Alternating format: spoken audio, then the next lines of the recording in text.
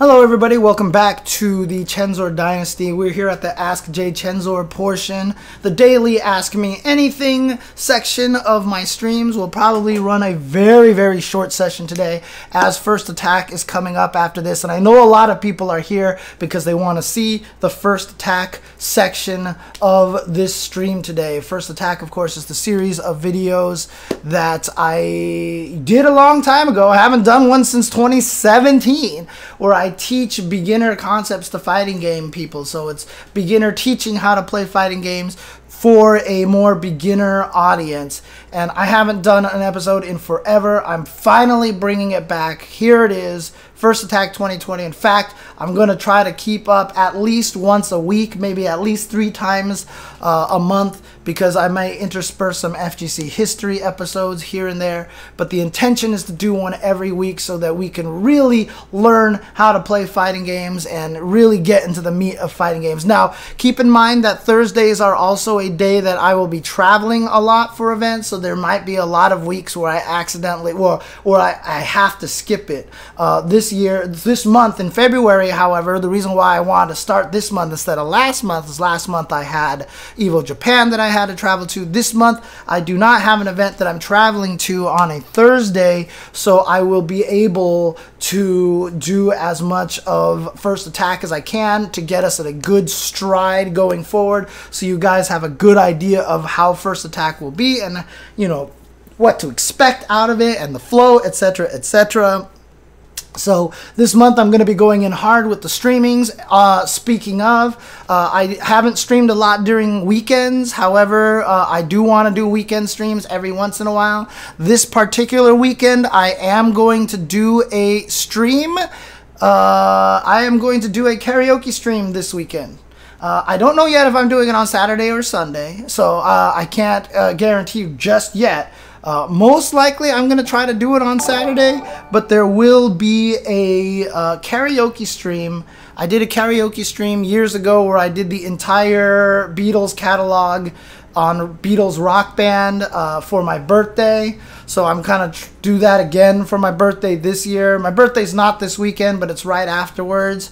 And so I'm going to do a karaoke stream. I'll probably just do Rock Band songs. That way, if people want me to sing crazy Rock Band songs that are available on Rock Band, they can actually just donate like $2 and I'll buy the song, etc., etc. And then we'll go from there.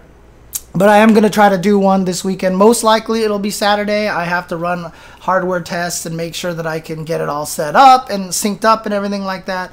But that's going to happen soon on this weekend. So you guys will enjoy that. It'll be my birthday stream, and it should be a really fun time for that. But this is the Q&A section here. Like I said, it's going to be pretty short.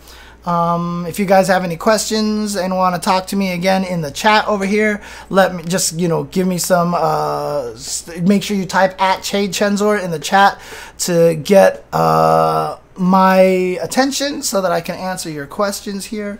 What were we talking about?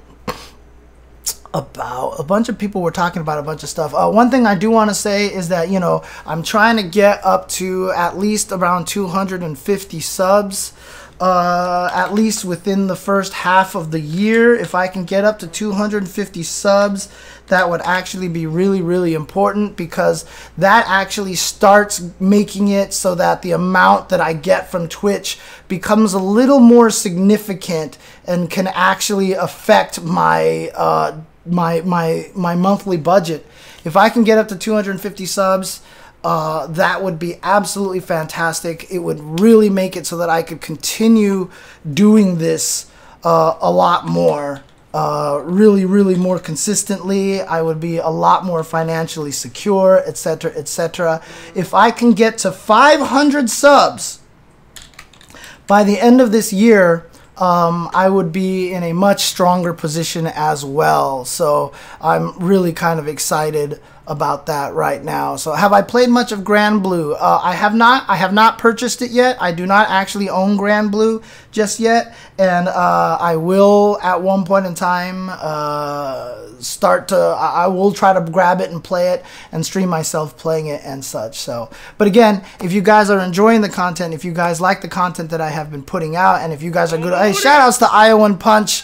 Thank you for the Prime sub. Suck my nuts, Iowan Punch. Hope you know the inside joke. Oh, cool. Nice, Jushen. That'd be cool. If you can get that, if you can actually get that. Jesus, my brother is texting me a bunch. Let me answer him really quick. Just so he... I'm around tomorrow. Yes. Okay. Okay. So, thanks again for the subs and everything like that. But I will be starting First Attack very soon. But again, you know, obviously a lot of people out there are running into their own financial situations. A lot of people like to tell me, you know, I would sub, you know, once I find the money, I'll get a chance to sub. Don't worry about that. If you're in that kind of a position, go ahead and hold on to your sub. Take care of yourself. Make sure you get yourself into a solid position. Only sub to me if you feel like I am producing content worth your money. And you have money to spare for that kind of purpose. You know, if you feel like it is justified to submit, you know, basically subscribe, then that is very, very much appreciated. I do also have a Patreon option. If you want to do more than just sub, there is patreon.com/jchensor. The Patreon money that I'm getting is probably going to go towards just funding editors, because with the schedule that I have, I'm going to have that much more content, and I'm going to need an editor to help me consistently get all of the stuff onto YouTube. So that will be very useful. So he did not at me. Shout outs to Nutacon for the 100 bits. Thank you. Bits and donations go directly towards feeding James's cats. That is actually very, very true. Thank you for that, Nutacon. I know you always give me bits for the cat stuff, so appreciate that so much. But do you know of any super turbo YouTube channels that support the game? There's a lot of stuff out there, man of peerless might. If you do go to twitch.tv/Arcadium, ARKADEUM. That's my cat sitter, for one. But for two, he runs Monday Night Fights, which he runs like online super turbo tournaments and stuff like that. He would probably also be a better source to let you know where some of the good YouTube channels are. Are you going to do that Zelda example of footsies again? Or are you going to use a different game? Gazzle, I might use it for a later episode.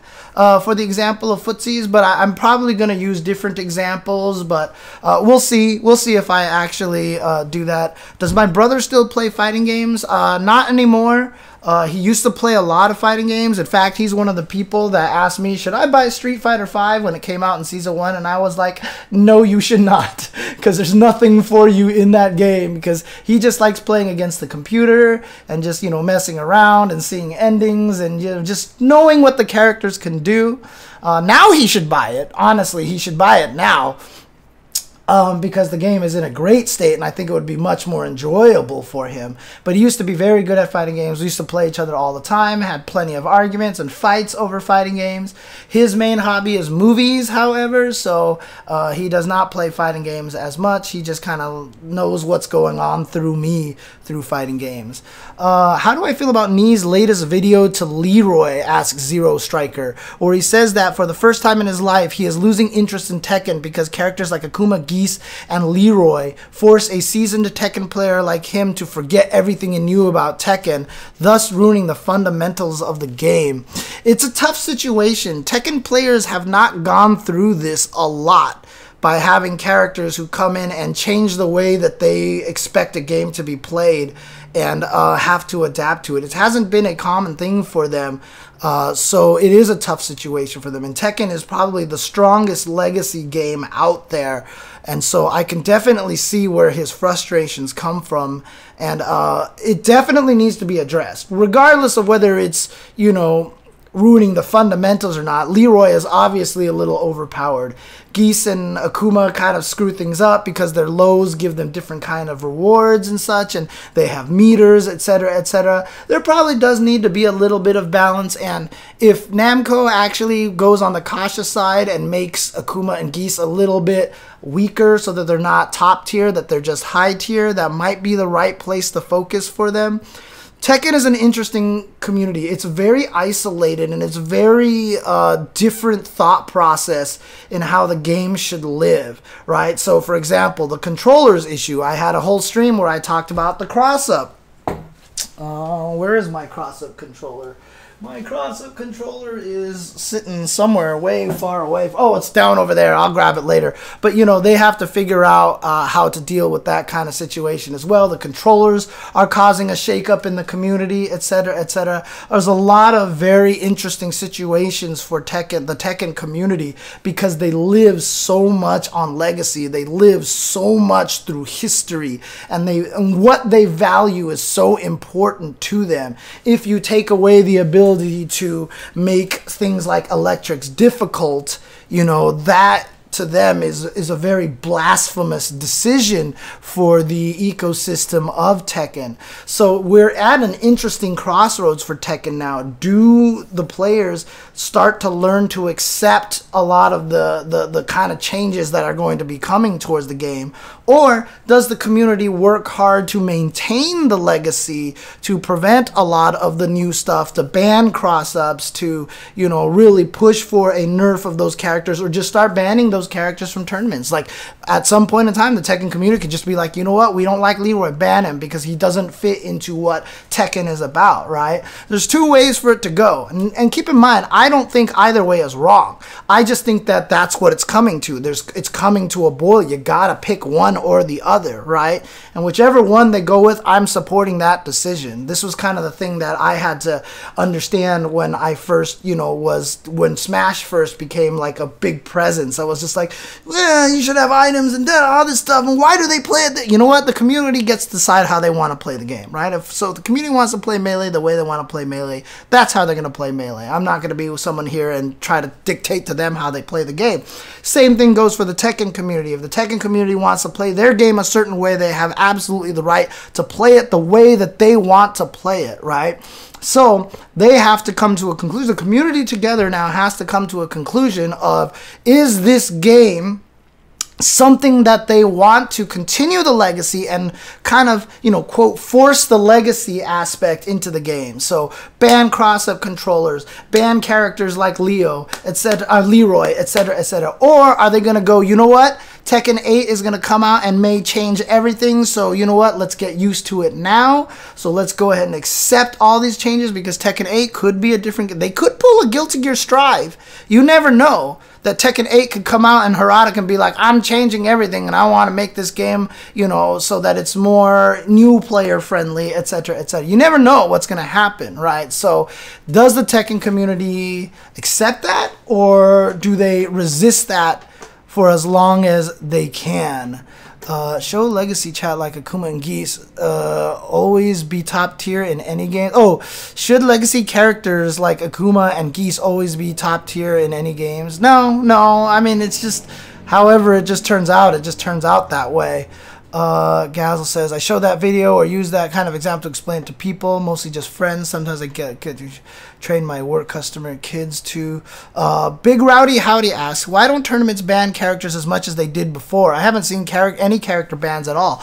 Because games these days are fantastic. That's why. Because fighting games today are so good when it comes to balance. There's no reason to ban characters. Leroy has been one of the first examples recently of a character being a little bit, well, being pretty significantly overpowered, says 6 out of 8 top 8 players at EVO Japan.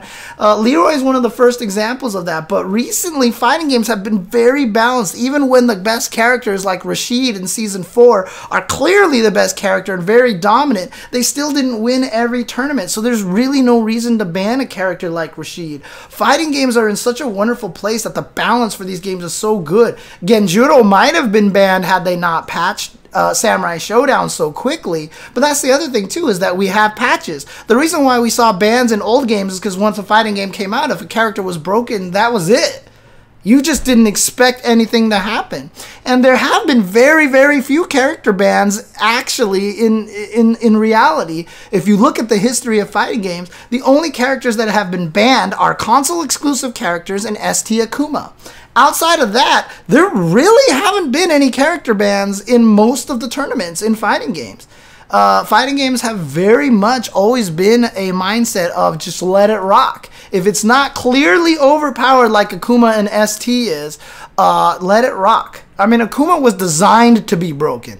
Akuma is clearly broken. He can't get dizzy. He has no hurt boxes on any of his buttons. He has an air fireball, which no character in ST was designed to fight against. So he was clearly overpowered, and there was clearly no way to beat him for 90% of the cast. So, clear ban. But since then, Nakaruru wasn't banned in CVS1, even though clearly she was the best character, etc., etc. Smash Meta Knight was banned in some circles, but that's a whole different situation. Again, different community, different side of the community as well.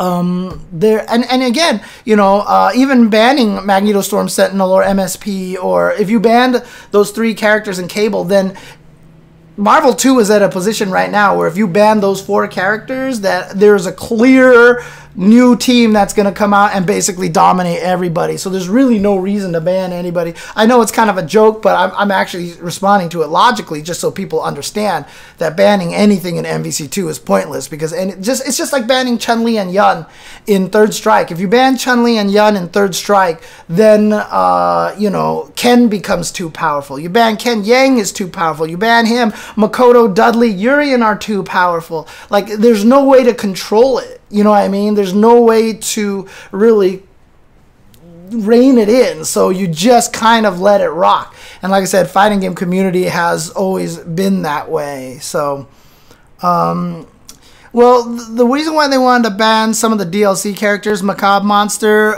in the Smash community, they just didn't like the random factor of Dragon Quest Hero, and not only that, but he also had text issues. His selections are in different languages, and so it actually, if you're going to Japan, you play in Japan, it's in Japanese. The English player doesn't know what the other guy picked.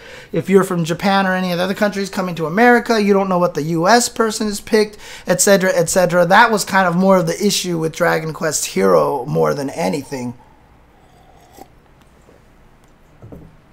The question we should ask is, why is everyone else so weak?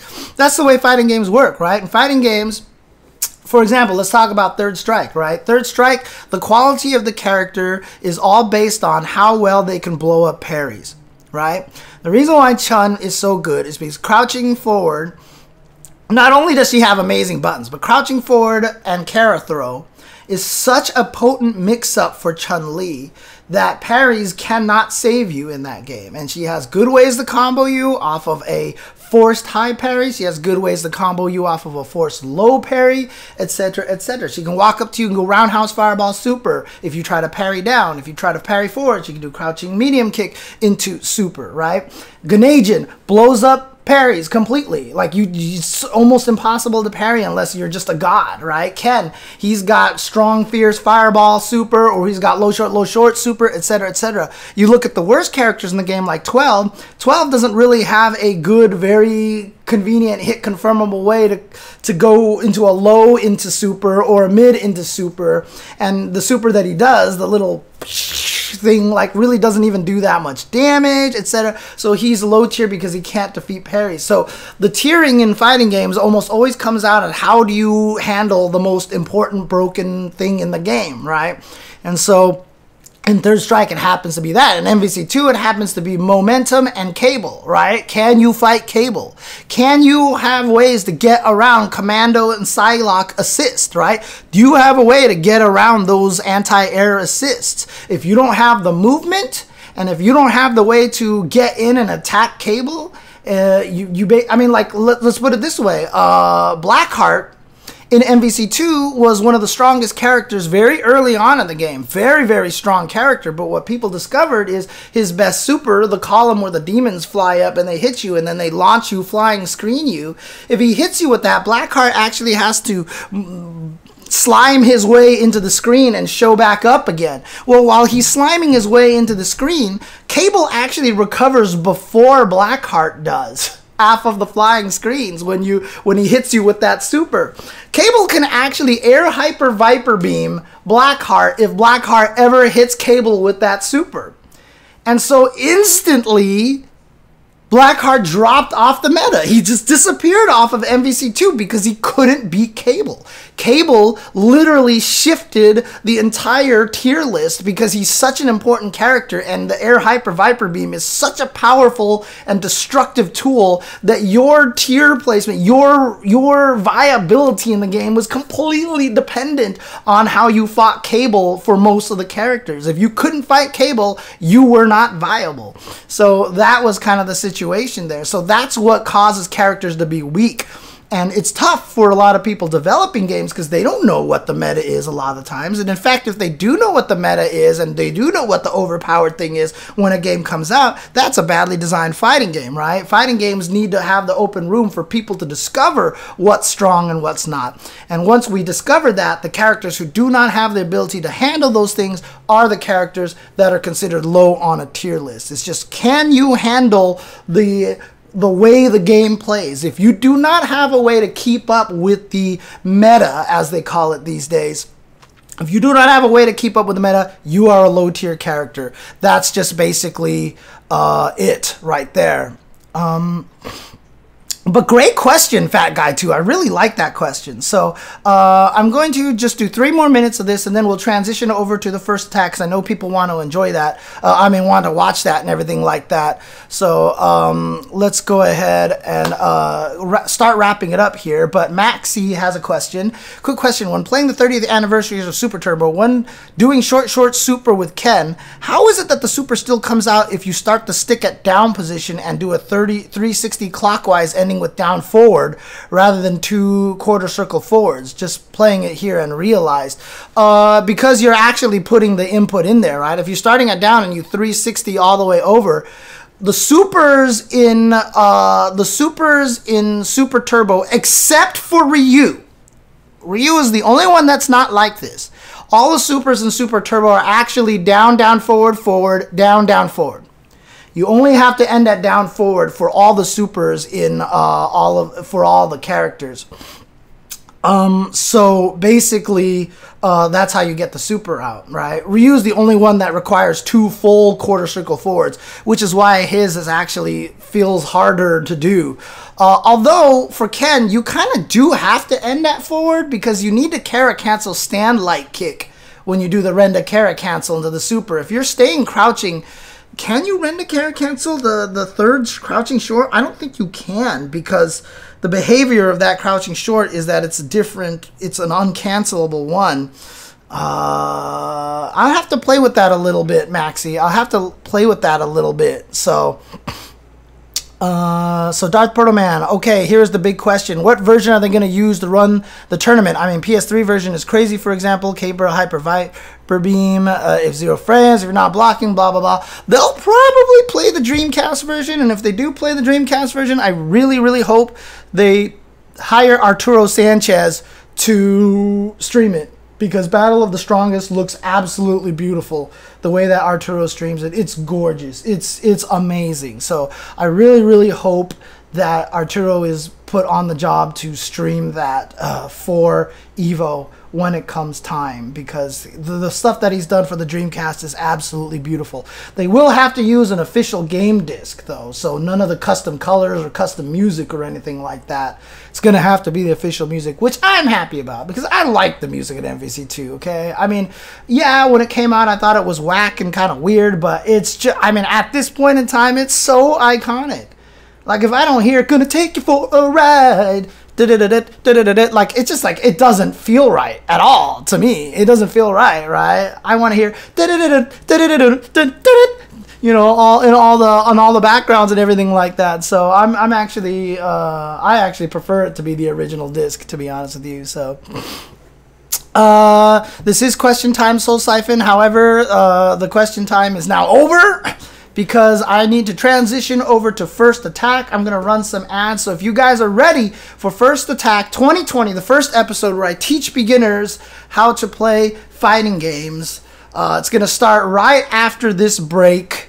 And like I said, the episode is planned to last about an hour. We'll see how long it takes, etc., etc. And not only that, but you know, this is the first episode, so there's going to be a lot of establishing stuff. We'll start getting to the really meaty stuff in the later episodes, but there's a lot of things I want to establish in the first episode to get you guys ready and to put you in the proper mindset on how to get good at fighting games. And again, one of the toughest things about teaching fighting games is that nobody has really come up with a proper way to do it. Every time I've taught First Attack, every time I've taught fighting games, I've gone a different route. I've tried a different way, and most of them have been effective for different reasons for certain groups. I'm going to try something, again, completely different this year. So we'll see how it works. Feedback and all that stuff is always appreciated, but don't go anywhere. Gonna run some ads. Get ready for First Attack. Be right back.